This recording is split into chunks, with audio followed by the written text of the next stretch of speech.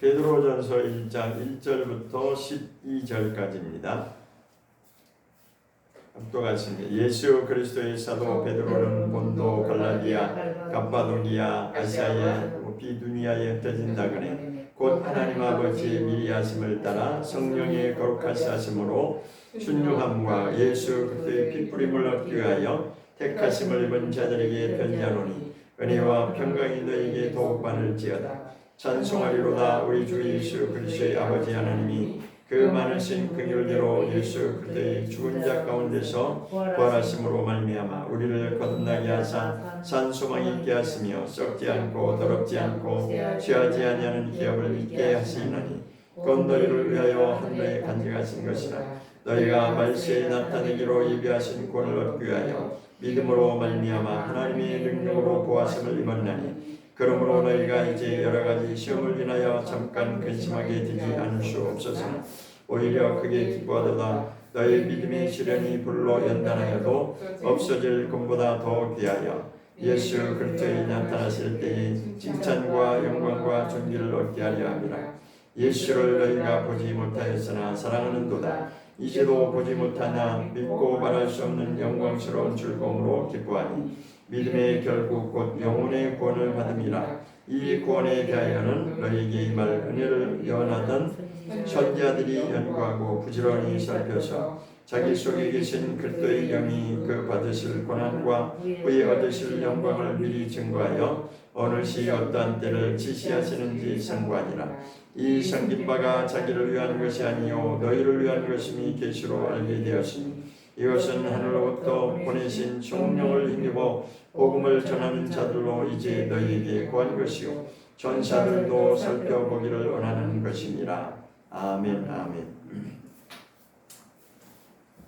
오늘 말씀은 피뿌림의 언약에 대해서 말씀을 나누고자 합니다. 오늘 본 말씀에 보면 피뿌림을 얻기 위하여 이런 말씀이 나오고 있습니다.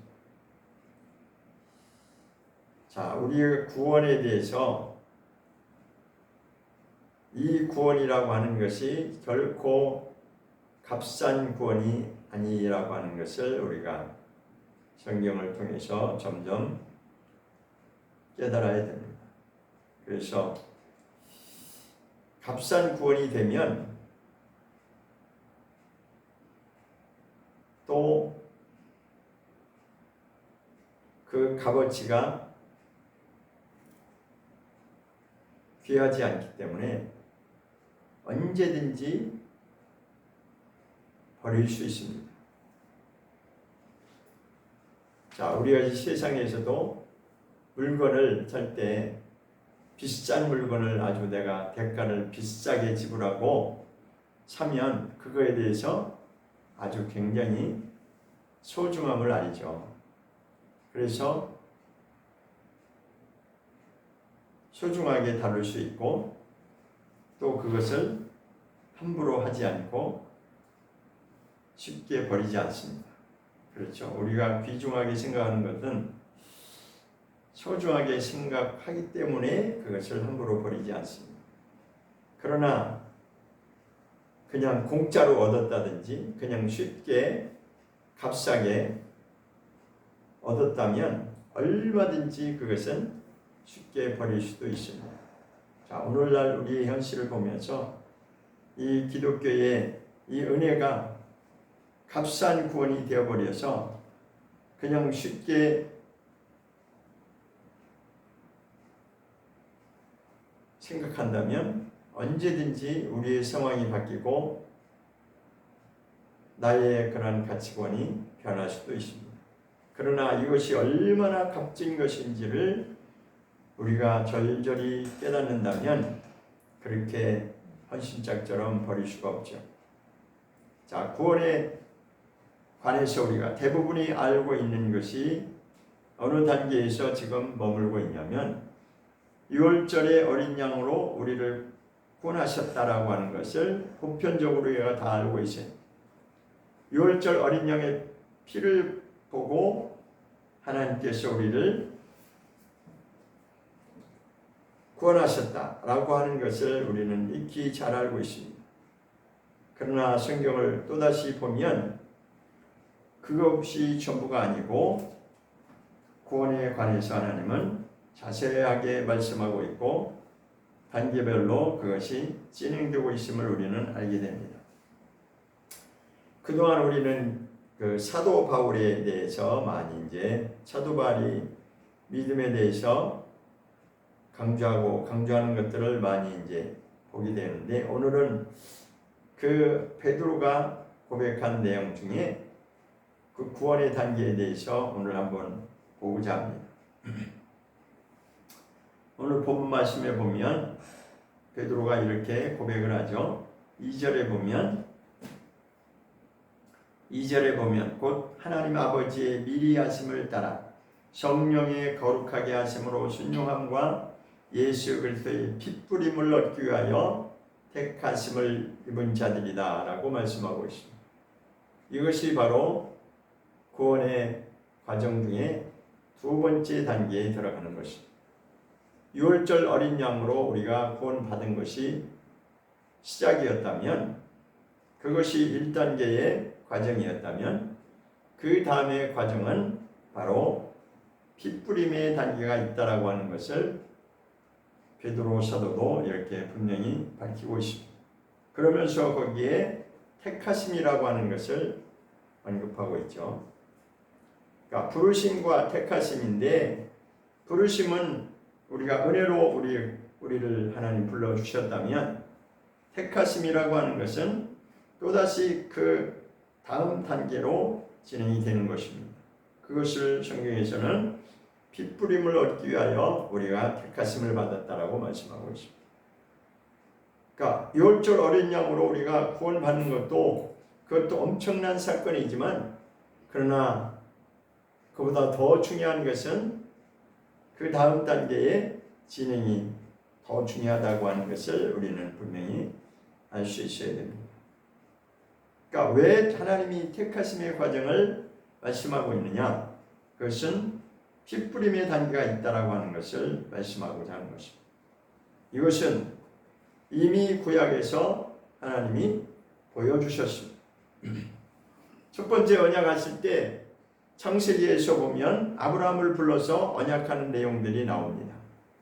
그런데 출애굽기에 가면 모세를 불러서 모세를 통해서 하나님이 그 뜻을 이루어 가시는 것을 과정을 보여주고 있습니다.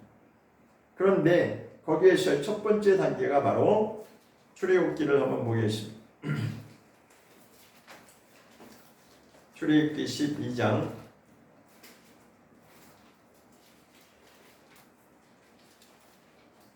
출애굽기 12장입니다.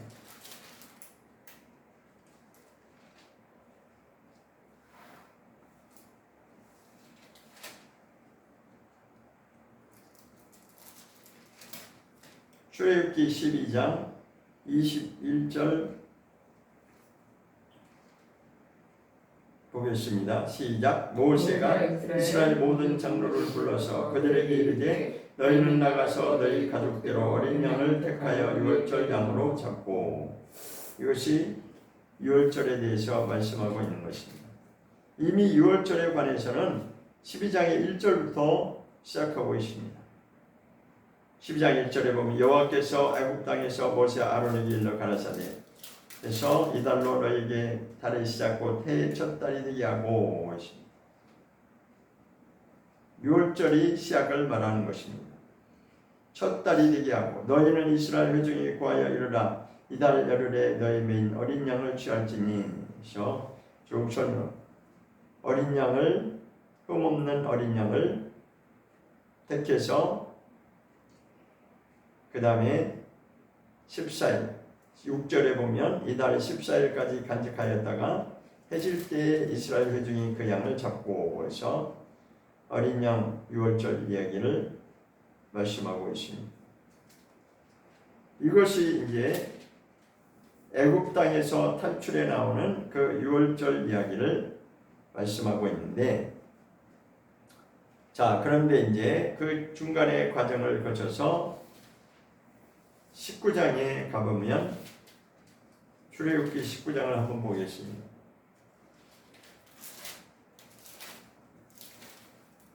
출애굽기 19장의 1절을 보면 시작. 이스라엘 자손이 애굽 땅에서 나올 때부터 제3월 곧 그때 그들이 시내 광야에 이르니라.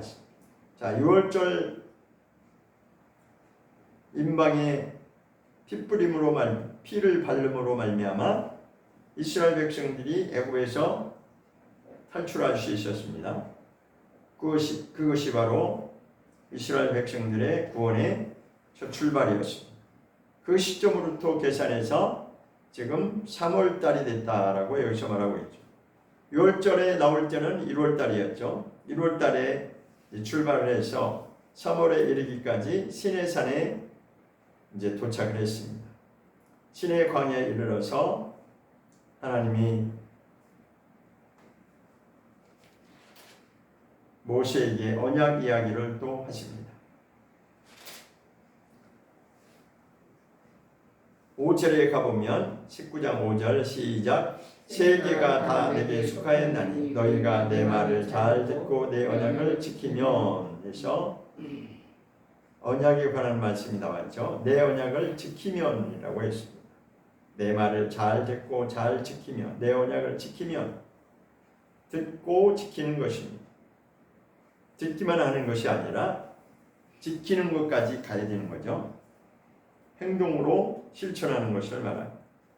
그러면 하나님이 내 소유를 삼겠다라고 말씀하고 있고 제사장 나라가 되게 하겠다라고 말씀하셨고 거룩한 백성이 될 것을 약속하셨습니다. 이것이 모세에게 말씀하신 시내산의 언약이었습니다.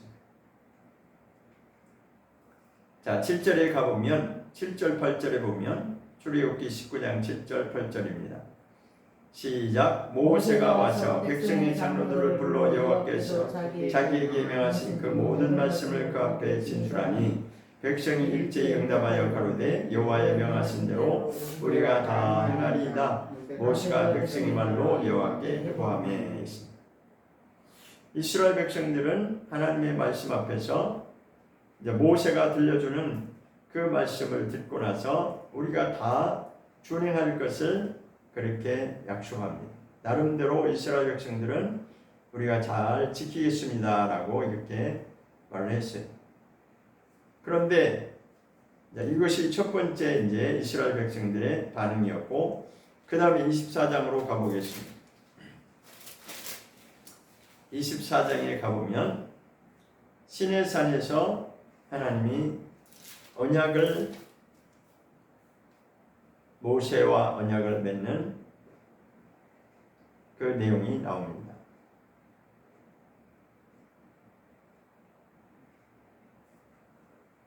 (3절에) 보면 24장 3절 보겠습니다. 출애굽기 24장 3절 시작. 모세가 와서 여호와의 모든 말씀과 그 모든 율례를 백성에게 고하매 그들이 한 소리로 응답하여 가로되 여호와의 명하신 모든 말씀을 우리가 준행하리이다 했습니다. 자, 여호와의 명하신 모든 말씀 우리가 다 지키겠습니다. 어디서 지금 한번 들었죠? 19장 지금 8절에서 우리가 한번 보았습니다. 이스라엘 백성들이 19장 8절에서도 우리가 다 잘 지킬 수 있습니다. 잘 지키겠습니다 라고 했는데 여기서 또 두 번째 나오죠. 자, 그런데 중요한 것은 여기서 핵심은 뭐냐면 피 뿌리는 이 과정이 있다라고 하는 것입니다. 이스라엘 백성들은 그 하나님의 율법의 말씀 앞에서 우리가 잘 지키겠습니다라고 말을 했지만 그 말을 가지고 되는 것이 아니라, 그들이 그렇게 고백했다고 되는 것이 아니라 핵심은 무엇이냐면 여기서 피 뿌림의 과정이 있다라고 하는 것입니다. 4절을 보겠습니다. 4절 시작. 모세가 여호와의 모든 말씀을 기록하고 이른 아침에 일어나 산의 아래 단을 쌓고 이스라엘 12지파대로 12기둥을 세우고 이스라엘 자손의 청년들을 보내어 번제와 소로 화목제를 여호와께 드리게 하고 모세가 피를 취하여 반은 여러 양푼에 담고 반은 단에 뿌리고 있습니다. 자, 번제와 화목제를 드리니까 짐승의 피가 나왔죠. 짐승의 피는 곧 예수 그리스도를 예표하는 것이라고 우리는 누차 많이 듣고 있습니다. 그렇죠? 구약의 짐승의 피로 하나님께 제사 드리는 모든 그러한 제사 행위는 오늘날 우리 신약에 와서는 예수 그리스도의 피로 우리가 하나님께 나아가는 예배를 말하는 것입니다. 그런데 이제 번제와 화목제를 드리고 나서 그 짐승의 피를 취해서 반으로 나눴어요. 반으로 나눠서 반은 양푼에 담고 반은 그 번제단에다가 피를 뿌립니다. 피를 뿌리는 내용이죠. 그 다음에 7절에 보면 7절 읽겠습니다. 시작. 언약서를 가져다가 언약서를 가져 백성에게 낭독하여 들리매 그들이 가로되 여호와의 모든 말씀을 우리가 준행하리다. 세 번째 나왔어요. 지금 아까 19장 8절에서도 우리가 잘 지키겠습니다라고 이스라엘 백성이 고백했고 3절. 또 아까 3절에서도 우리가 또 잘 지키겠습니다라고 두 번째 그들이 이제 고백하는 내용, 여기 세 번째 이제 나옵니다. 자, 그런데 여기서 가장 중요한 것은 그 언약서를 가져다 놓고 그 언약서 위에다가 이제 피를 취해서 백성들에게 피 뿌리는 과정이 있습니다. 이 말씀이 바로 오늘 본문 말씀하고 연결이 되는 말씀입니다. 베드로전서 1장 2절에 베드로가 말한 것처럼 우리를 하나님이 택하셨는데 그 택하심의 과정은 무엇이냐면 피 뿌림을 얻기 위해서 우리를 택하셨다라고 말씀하고 있습니다.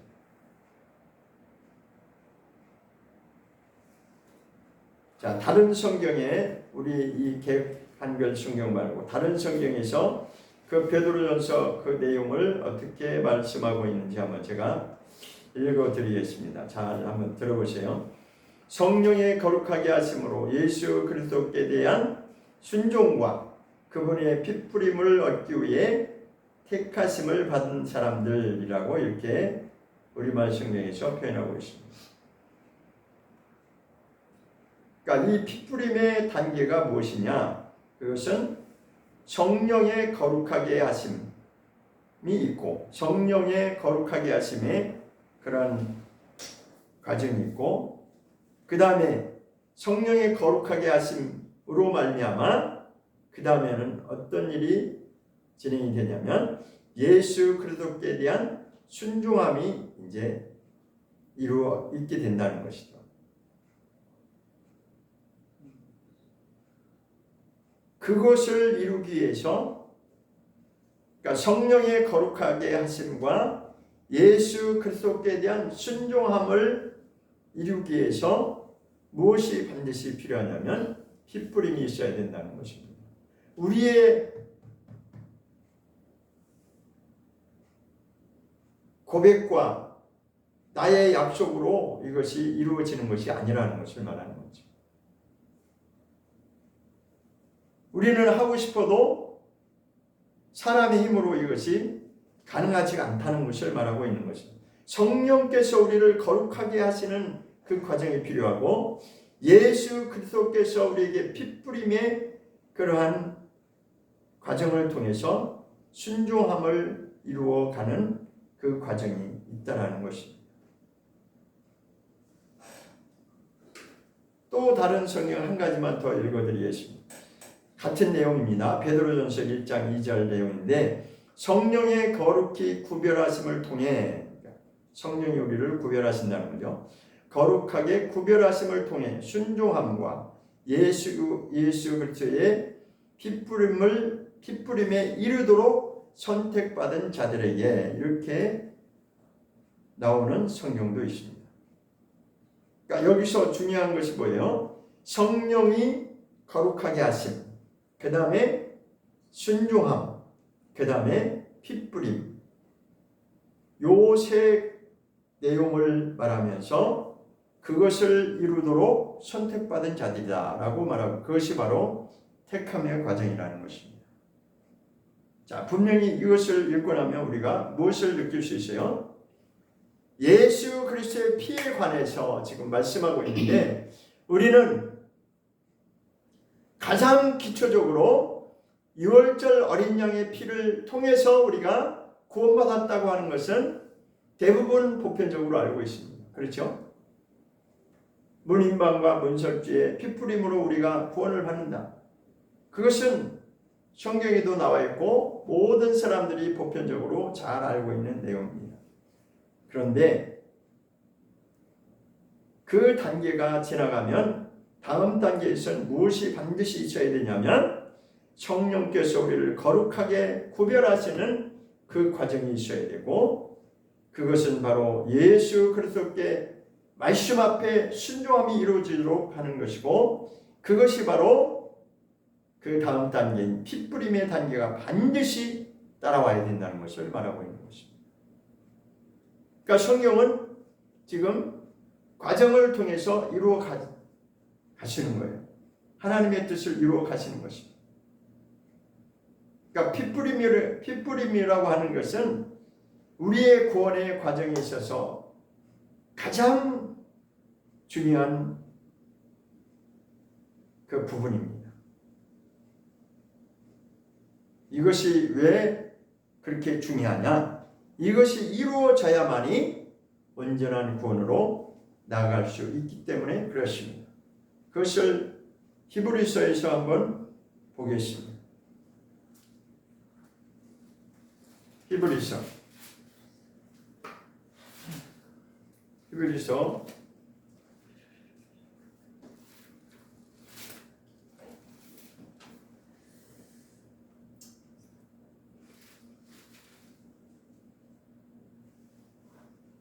9장 19절 17절 17절부터 한번 보시죠.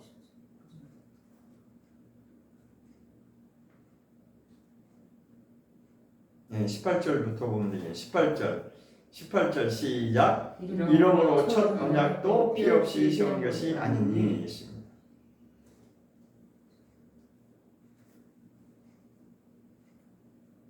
19절 시작. 모세가 율법대로 모든 계명을 온 백성에게 말한 후에 송아지와 염소의 피와 및 물과 붉은 양털과 우슬초를 취하여 그 책과 온 백성에게 뿌려 이르되 이는 하나님이 너에게 명하신 언약의 피라 하고, 이렇게 되어 있죠.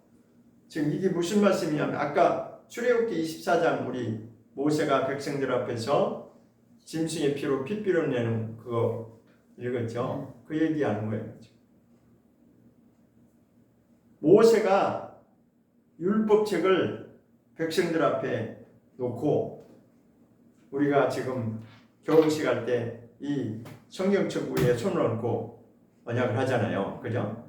그와 마찬가지로 이스라엘 백성들 앞에서 이 언약서는 뭐예요? 율법책을 말하는 거예요. 율법의 언약서를 놓고 언약을 맺었는데 그게 그냥 되는 것이 아니라 핏뿌림을 통해서 그것이 영원한 언약이 맺어지는 것이다.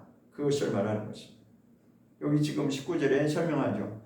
모세가 율법대로 모든 계명을 온 백성에게 말한 후에 읽어 들려준 후에 송아지와 염소의 피와 이거 뭐예요? 짐승의 피를 그들에게 백성에게 뿌렸다라고 하는 것입니다.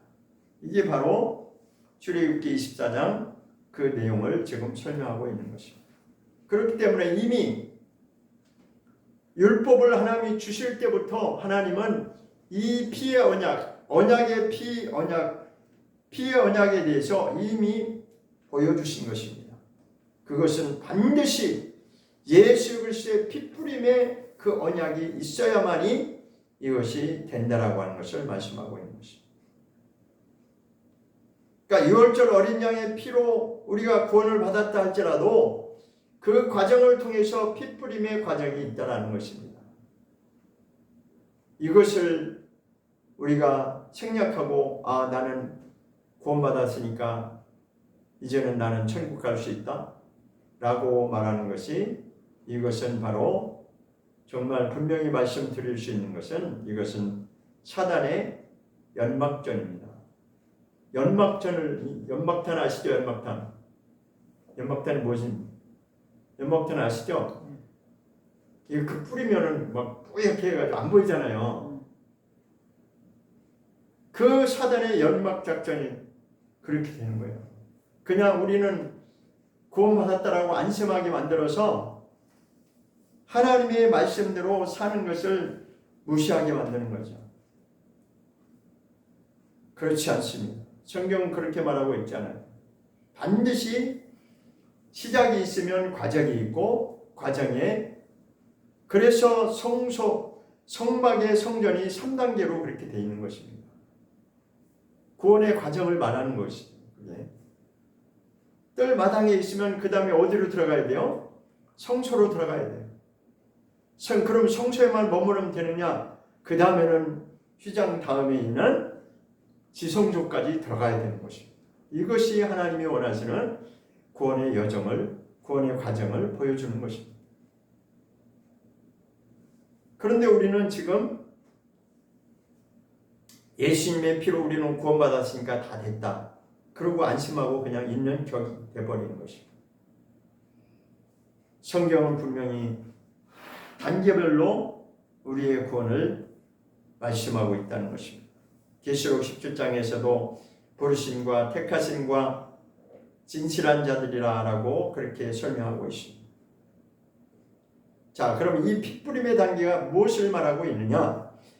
히브리서 10장을 보겠습니다. 왜 핏부림의 과정이 반드시 있어야 되는 것을 우리는 알아야 됩니다. 핏부림의 과정이 무엇인지 히브리서 10장 22절을 보겠습니다. 히브리서 10장 22절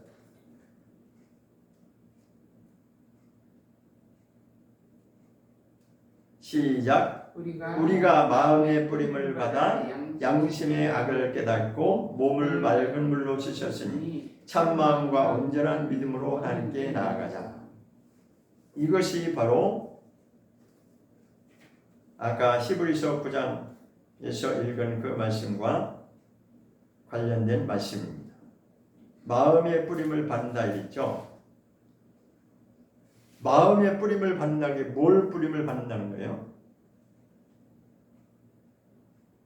예수님의 피뿌림을 받는 것을 말하는 거죠. 예수님의 피뿌림의 그것을 통해서 우리의 양심이, 우리의 마음 상태가 우리가 어떤 존재인지를 깨닫게 한다는 것입니다. 그런데 우리는 여전히 그것은 생각지도 아니하고 그냥 믿으면 다 그 믿음이 만사형통이 되어버리잖아요. 그 믿음이 어떤 믿음인지도 우리는 정확하게 사실 모르고 있는 것입니다. 다음 주에는 제가 그 믿음이 어떤 믿음인지 제가 말씀드리고자 합니다. 믿음에 관해서도 정확하게 우리가 알아야지만이 그냥 내가 믿습니다 하면 그것이 믿음이 아니라 그 믿음이 성경에서 말하는 믿음이 무엇인지를 확실하게 우리가 알 필요가 있습니다. 그러니까 마음의 뿌림을 받는다고 하는 것은 하나님의 말씀을 깨달으면 깨달을수록 우리 마음의 양심에 예수의 피뿌림이 계속 진행되어야 된다는 것입니다. 예수님의 피로 말미암아 우리가 정결하게 되는 그 과정이 반드시 있어야 된다는 것을 성경은 엄청나게 많이 강조하고 있거든요. 우리가 마음의 뿌림을 받아 양심의 악을 깨닫고 몸을 맑은 물로 씻었으니 참 마음과 이렇게 깨달아야 참 마음과 온전한 믿음으로 하나님께 나아갈 수 있다는 것입니다. 자, 그러면 이와 같은 말씀이 고린도후서 7장 1절에도 또 한번 보겠습니다. 고린도후서 7장 1절을 보겠습니다. 고린도후서 7장 1절입니다.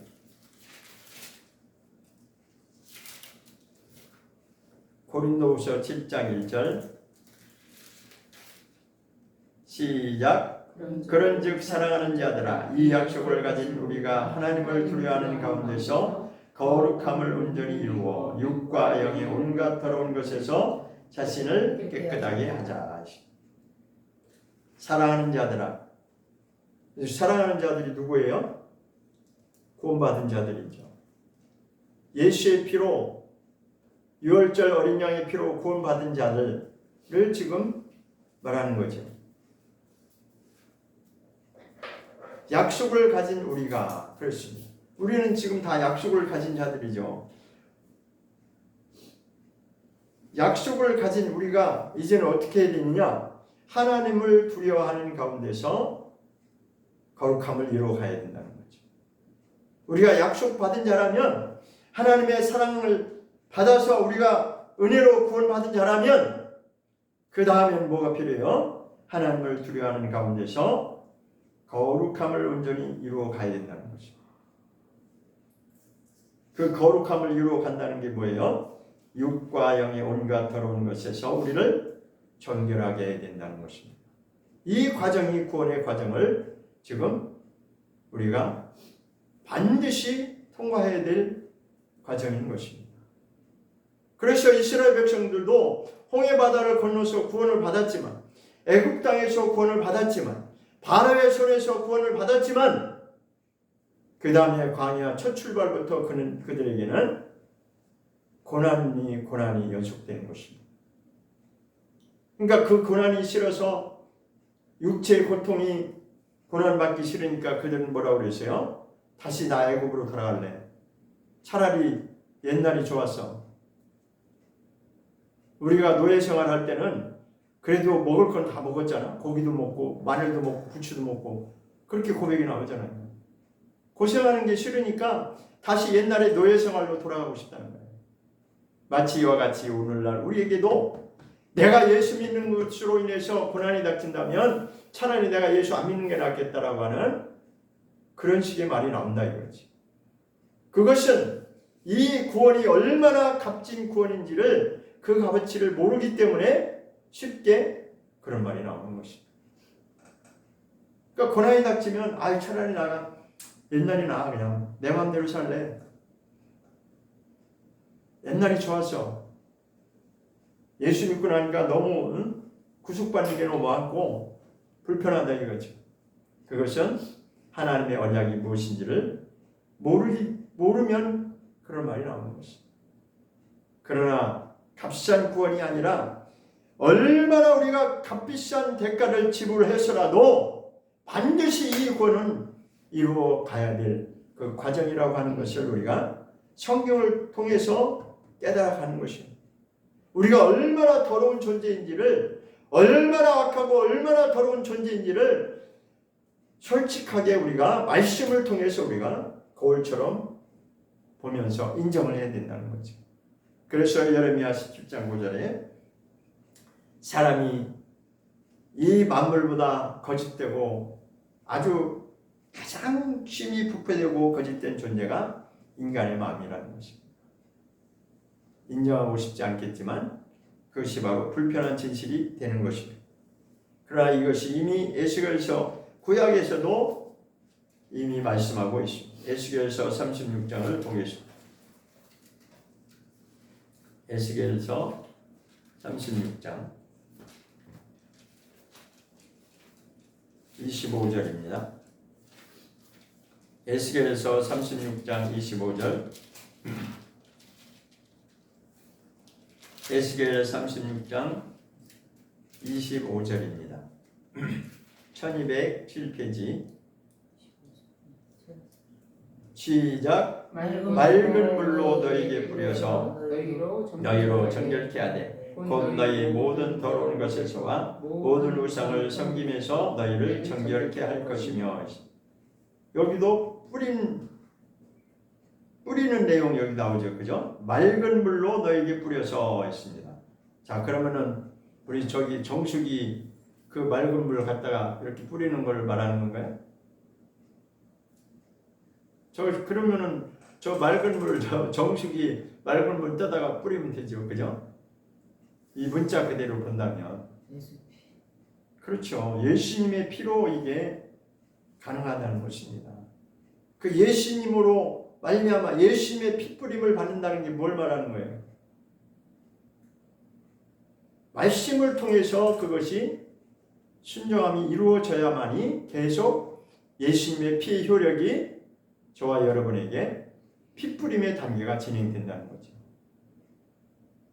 지금 예수님이 다시 십자가에 못 박혀서 피를 흘려야 된다는 것이 아니라 2000년 전에 예수님이 십자가상에서 피 뿌린 그 피를 흘리신 그 피가 오늘날에도 여전히 그 피의 효력이 미치는데, 그것은 바로 이 말씀을, 하나님이 주신 이 말씀을 통해서 그 과정이 이루어진다는 것입니다.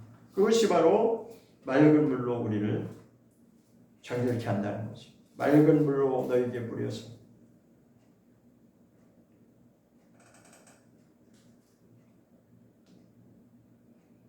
너희로 정결케 하되 곧 너희 모든 더러운, 왜 이 정결하게 되는 과정이 필요하냐? 우리의 모든 더러운 것에서, 모든 우상에서 정결케 해야 된다는 것입니다. 두 가지를 말하고 있습니다. 모든 더러운 것, 그 다음에 모든 우상을 섬기는 것. 우리 마음이 심히 부패하고 거짓된 그러한 타락한 존재이기 때문에 거기서 정결하게 되는 과정이 핏부림의 단계가 있다는 것입니다. 우리는 그래서 항상 하나님 외에 다른 어떤 것을 통해서 자기 마음속에 여전히 갖고 있는 우상을 섬기는 그런 내용들이 있다는 것입니다. 이 우상의 부분에 대해서도 여전히 우리는 그 형상을 만들어 놓고 절하는 그것만 생각하면 안 됩니다. 그것은 아주 가장 기초적인 것이고, 어떤 형상을 만들어 놓고 거기에 내가 절하지 않는다 할지라도 내 마음속에, 이 부패된 타락한 인간의 마음속에는 하나님 이외에 어떤 다른 것으로 우리 마음을 만족시키려고 하는 정욕과 욕망과 거짓된 술수와 이러한 모든 것들이 바로 하나님께는 우상이 되는 것입니다. 하나님이 원하지 않는 모든 것이 다 우상이 되는 것이죠. 그러니까 그러한 것, 우리 마음의 더러운 것과 우리 마음의 온갖 더러운 것과 우리 마음속에 여전히 숨겨져 있는 우상을 섬김에 대해서 거기서 우리가 나와야 된다는 것입니다. 그것이 바로 정결케 되는 과정이라고 하는 것을 이미 에스겔서에서 말씀하고 있습니다. 26절을 보겠습니다.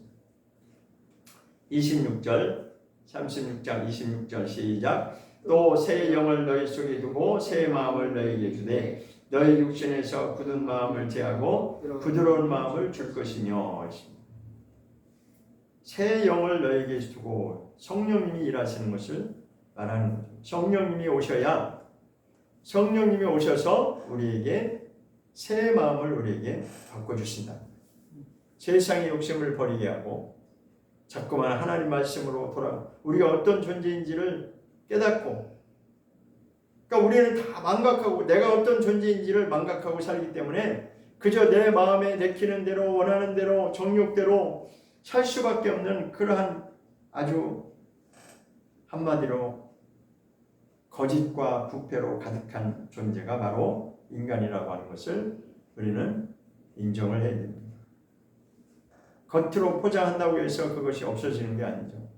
사람 앞에서 그럴듯하게 우리가 포장한다고 그것이 없어지는 것이 아닙니다. 말씀 앞에서 우리가 계속해서 이 부패된 인간의 마음을 하나님 앞에 고백하고 돌아가는 이 과정이 바로 핏부림의 과정을 말하는 것입니다.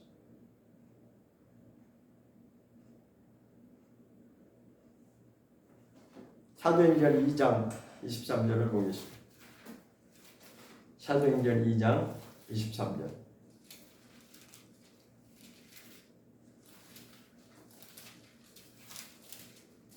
사도행전 2장 23절.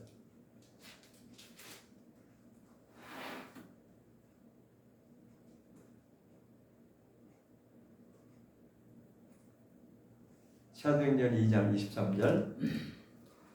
시작. 그가 하나님의 정하신 뜻과 미리 하신 대로 내어준 바 되었거늘 너희가 법 없는 자들의 손을 빌어 못 박아 죽였으나. 예수님의 십자가의 죽으심을 이렇게 말씀하는 거죠. 그런데 예수께서 그렇게 십자가에 못 박혀 죽으신 것은 이미 하나님의 정하신 뜻을 이루는 것이었다는 거예요. 이미 하나님이 정하신 뜻, 그리고 미리 아신 대로, 하나님이 미리 아신 대로 이미 정해진 것이다. 이 말씀이 바로 베드로전서 1장 2절 말씀하고 또 연결이 되고 있습니다. 아까 베드로전서 1장 2절에도 그런 말씀이 나왔죠. 거기에 뭐라고 나왔어요?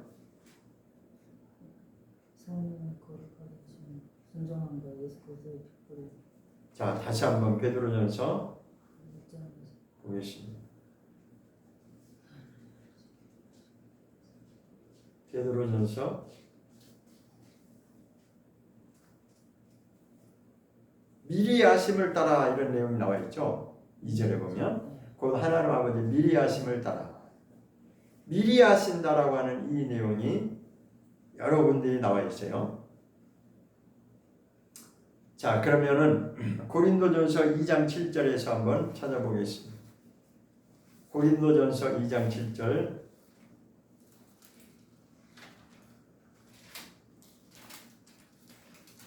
고린도전서 2장 7절입니다.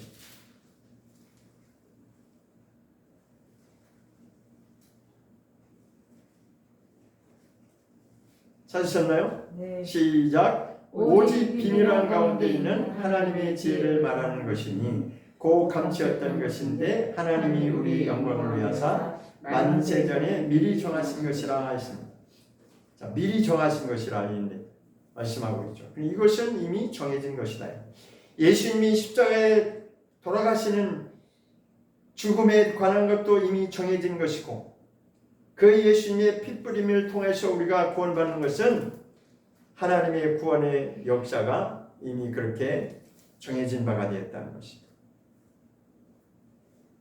그러니까 우리는 그 하나님의 정하신 뜻대로 가야 되는 것이에요.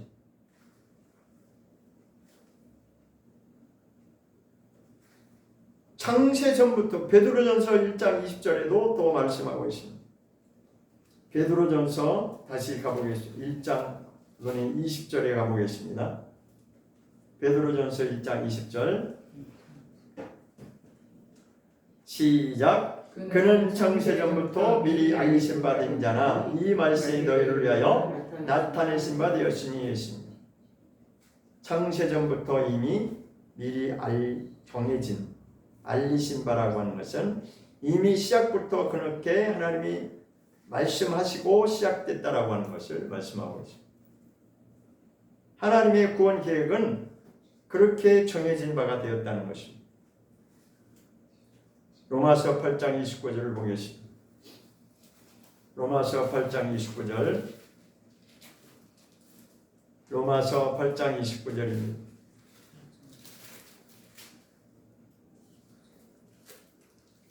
250페이지입니다. 로마서 8장 29절 시작. 하나님이 미리 정하신 자들로 또한 그 아들의 형상을 본받게 하기 위하여 미리 정하셨으니 이는 그로 많은 형제 중에서 맏아들이 되게 하였습니다. 여기도 하나님이 미리 아신 자들로 이렇게 말씀하고 있습니다. 하나님의 형상을 본받게 하는 것이 목적이고 그것은 그렇게 정하신 바가 되었다는 것입니다. 그로 말미암아 예수 그리스도로 말미암아 십자가에 죽으심을 바라오 많은 형제들 중에서 맏아들이 되게 하려 하시며, 예수님이 장자라는 것입니다. 예수님이 첫째 장자의 아들 역할을 그가 하시고 그 나머지 예수님을 따르는 자들이 또 누가 되는 거예요? 하나님의 아들들이 되는 것이죠. 우리를 그래서 형제라고 부르신다라는 것입니다. 이런 구원이 값싼 구원이 아닌 거예요. 결코 값싼 구원이 아니라 그 과정을 거치고 그 고난의 모든 고난의 훈련 과정을 다 통과해서 마침내 예수님과 함께 만나는 거룩한 자들이 되는 것입니다. 그런데 사탄의 그 연막전으로 말미암아 지금 다 가려져 있는 거예요. 그냥 예수 믿으면 우리는 다 구원받습니다. 걱정하지 마세요. 이렇게 돼버리는 거예요. 그러나 성경은 그렇게 말씀하고 있지 않다고 하는 것을 우리가 반드시 깨달아야 되는 것입니다. 지금까지 우리가 알고 있는 그 구원의 여정을 그저 단순하게 값싼 구원인 것처럼 누구나 다 그냥 쉽게 구원받는 것처럼 그렇게 오해하시면 안 됩니다. 정말 하나님 나라를 사모하는 자들에게 하나님이 약속하셨는데 그것은 바로 모세의 그 시내산에서 핏부림의 언약을 통해서 이미 보여주신 바가 되었다는 것입니다. 그럼 그 다음에는 어디까지 가야 되냐? 그래서 그 다음에 출애굽기 24장 그 다음에 25장부터 성막 짓는 이야기가 나오는 것입니다. 마지막 최종 단계에서는 성막을 짓고 그 성막이 완성된 다음에 하나님의 영광이 거기 임재했다라고 출애굽기에서는 다 보여주고 있습니다.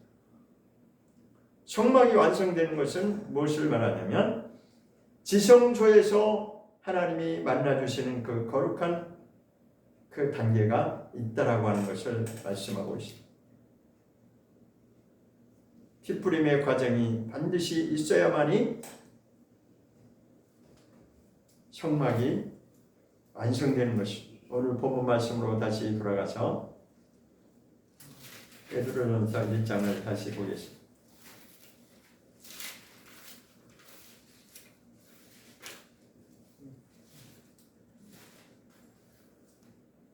3절은 베드로전서 1장 3절을 보겠습니다. 시작. 찬송하리로다. 우리 주 예수 그리스도의 아버지 하나님이 그 많으신 긍휼대로 우리 그리스도의 죽은 자 가운데서 부활하심으로 말미암아 우리를 거듭나게 하사 산 소망이 있게 하시며 썩지 않고 더럽지 않고 쇠하지 아니하는 기업을 있게 하시나 곧 너희를 위하여 하늘에 간직하신 것이라. 너희가 말세에 나타내기로 예비하신 구원을 얻기 위하여 믿음으로 말미암아 하나님의 능력으로 보하심을 입었나니. 여기 5절에 보면 말세에 나타내기로 예비하신 구원이라 이렇게 말씀하고 있습니다. 말세에 나타내기로 예비하신 구원.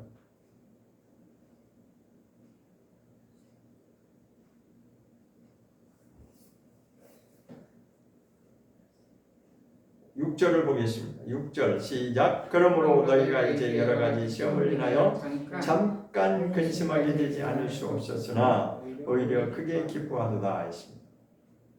자, 6절의 내용은 뭐예요? 너희가 이제 여러 가지 시험을 때문에 여러 가지 시험을 당함으로 인해서 근심할 수밖에 없는 그런 상황들이 있다. 그러나 그것은 결코 문제가 되지 않는다는 것입니다. 하나님의 말씀이 하나님의 구원 계획이 무엇인지를 우리가 분명히 알면 그런 것은 그냥 과정이고 지나가는 것이다.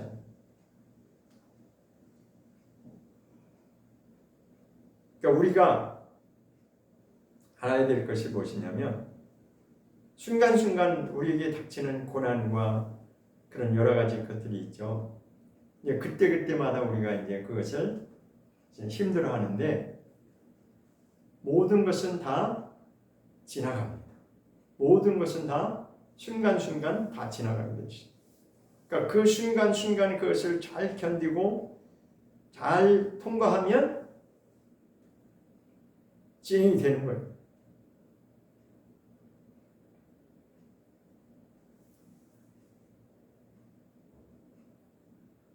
근데 우리는 그 순간순간에 오는 그런 여러 가지 힘든 상황 때문에 마음이 막 요동치는 거죠. 그런데 하나님은 한마디로 얘기해서 그것은 그냥 지나가는 과정이다. 그래서 아브라함에게도 하나님이 말씀하십니다. 이 땅에 사는 동안에는 그냥 나그네와 같은 시간들이다 그랬어요. 나그네는 계속 어디 머물러 있는 게 아니잖아요. 어디 안착해서 정착하는 게 아니잖아요. 계속 그냥 지나가는 것이 바로 나그네 인생이잖아요. 우리는 바로 그와 같습니다. 정말 천국을 사모하는 자들이라면 그것을 이길 수 있다는 것입니다.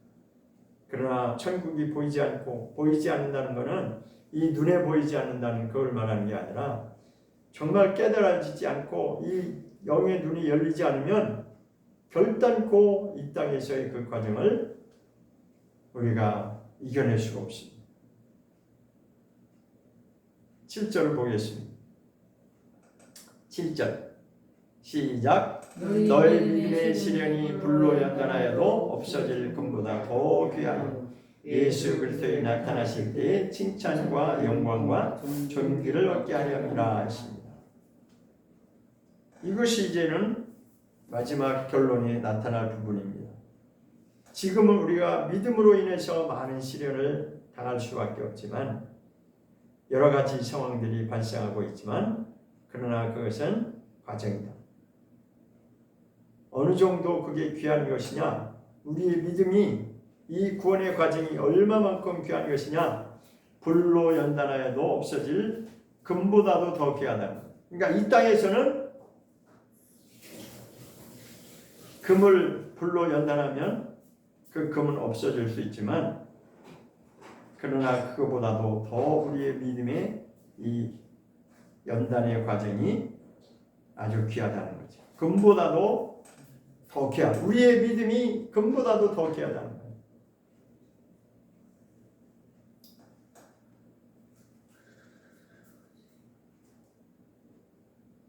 8절 보겠습니다. 8절 시작. 예수를 너희가 보지 못하였으나 사랑하는도다. 이제도 보지 못하나 믿고 말할 수 없는 영광스러운 즐거움으로 기뻐하라. 우리 예수님 본 적 있어요? 본 적 없죠. 그죠? 베드로가 지금 아주 정확하게 표현하고 있습니다. 예수를 보지 못하였으나. 베드로는 예수님을 직접 봤죠. 그죠? 베드로는 예수님하고 같이 생활했으니까 베드로는 예수님을 봤지만 우리에게 하는 말씀이 우리 믿음의 사람들에게 너희가 예수님을 보지 못하였지만 그러나 예수님을 진실로 사랑하는 자다. 지금도 역시 마찬가지로 예수님은 보지 못하지만 말할 수 없는 그 영광스러운 즐거움이 있기 때문에 우리에게 이루어질 이 구원의 완성이 어떻게 되어지는지를 알기 때문에 그 영광스러운 즐거움으로 기뻐할 수 있다. 9절 보겠습니다. 9절 시작. 믿음의 결국 영혼의 구원을 받는다. 그 믿음의 과정 중에서 인내하고 통과하고 그 과정을 잘 연단의 과정을 그 훈련의 과정을 잘 통과하면 결국은 그 영혼의 구원이 이루어진다는 거죠.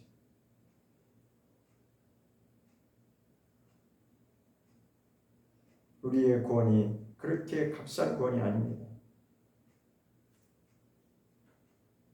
그러니까 우리 기독교에서 이 은혜만 강조하다 보니까 훈련의 과정 이런 것 연단 이런 거는 그냥 다 빼고 은혜만 강조하다 보니까 이 구원이 너무 값싼 구원이 된 것처럼 그렇게 인식이 되어버렸어요. 구원이 그 별거 아닌 것처럼 생각합니다. 결코 그렇지가 않습니다. 이 구원이라고 하는 것은 우리의 인생의 모든 것을 다 헌신해서 이 구원을 얻기만 한다면 그 인생은 정말 아까울 것이 없는 것입니다.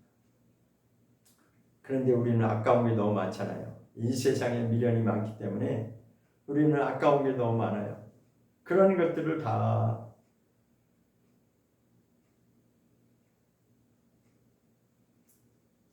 자꾸만 세상에 관한 것들을 손을 놔야 됩니다. 10절 보겠습니다.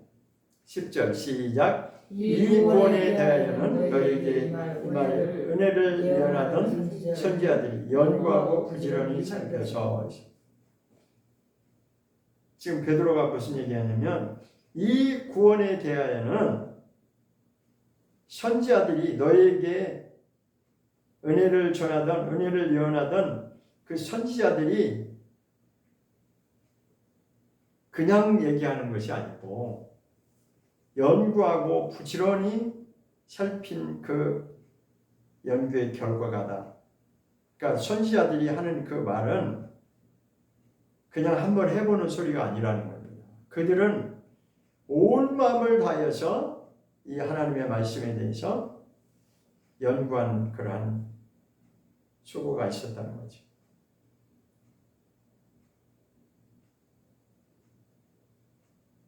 연구라고 하는 것이 무엇이냐면 연구라고 하는 것은 아주 이 말씀을 그냥 읽고 지나가는 것이 아니라 그 내용을 완전히 아주 깊이 파고 깊이 파서 그것을 그 본질을 알아내는 것을 말하는 것입니다. 연구하고 부지런히 살펴서 11절 자기 속에 계신 그리스도의 영이 그 받으실 고난과 후에 얻으실 영광을 미리 증거하여 어느 시 어떤 때를 지시하신지 상고하니라. 그 섬긴 바가 자기를 위한 것이 아니요 너희를 위한 것이니 계시로 알게 되었으니 이것은 하늘로부터 보내신 성령을 힘입어 복음을 전하는 자들로 이제 너에게 구한 것이요 천사들도 살펴보기를 원하는 것입니다. 우리를 위한 이 구원이 계시로 말미암아 알게 된 것이다. 하나님으로부터 직접 깨달은 것이라는 것입니다. 오늘 이 말씀 베드로전서 1장 2절의 말씀은 정말 중요한 말씀입니다. 정말 이것이 얼마나 중요한지 이 피뿌림의 과정이 얼마나 중요한지를 계시록에서 그 잠깐 그 내용이 나옵니다. 19장에 한번 계시록 19장에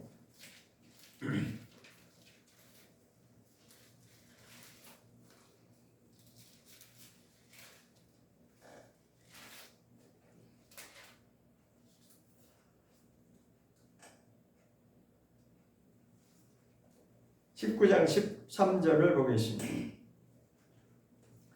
계시록 19장 13절에 시작. 또 그가 피 뿌린 옷을 입었는데 그 이름은 하나님의 말씀이라 칭하더라. 다시 한번. 또 그가 피 뿌린 옷을 입었는데 그 이름은 하나님의 말씀이라 칭하더라. 피 뿌린 옷.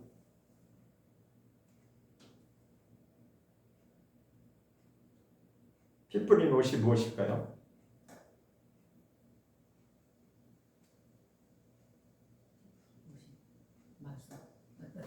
네, 뒤에 나왔죠. 하나님의 말씀입니다.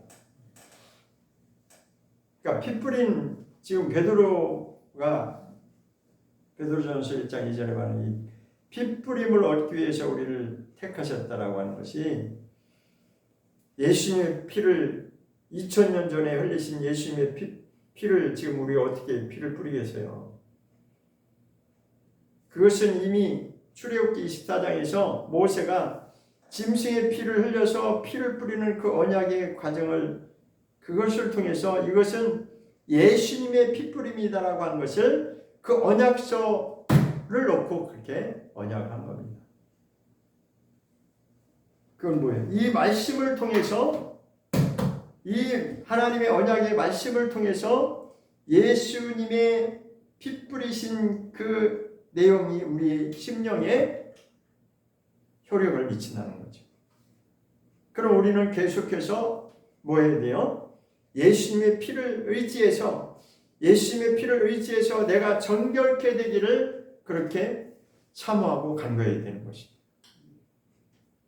그러니까 단 한 번에 예수님의 유월절 어린 양의 피로 구원받고 끝나는 것이 아니라 계속 계속해서 이 구원의 과정을 이루어 가기 위해서는 예수님의 그 보혈의 피가 우리의 심령에 뿌려져야 된다는 것입니다. 무엇을 통해서 그것이 이루어지는 것입니다.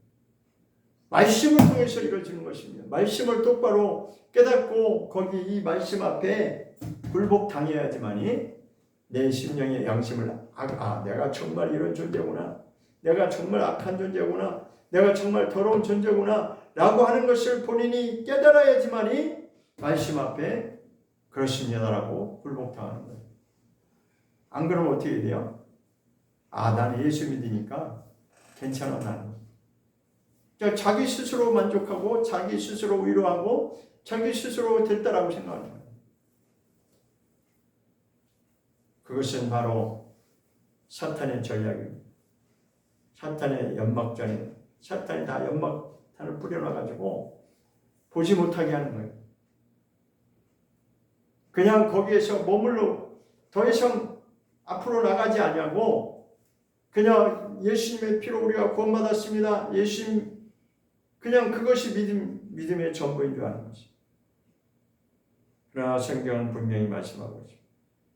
부르심과 택하심이 있다라는 것을 말씀하고 있는 것입니다. 마태복음에서 그렇게 말씀하셨죠. 천국의 천국 혼인잔치에 초청받은 자는 많은데 예복을 준비하지 않은 자들이 너무 많다는 거죠. 무엇을 말하는 것입니까? 자기 스스로 만족하고 스스로 됐다라고 그렇게 현실에 안주하면 결국은 나중에 예복이 준비되지 않은, 거룩한 성화포를 준비하지 않은 그런 자가 엄청나게 나올 수 있다는 것입니다. 우리는 이 말씀 앞에 겸손히 자기 자신을 고백하고 예수님의 피로 말미암아 구원받는 우리가 모두가 될 수 있기를 예수 이름으로 축원합니다. 아멘. 기도하겠습니다.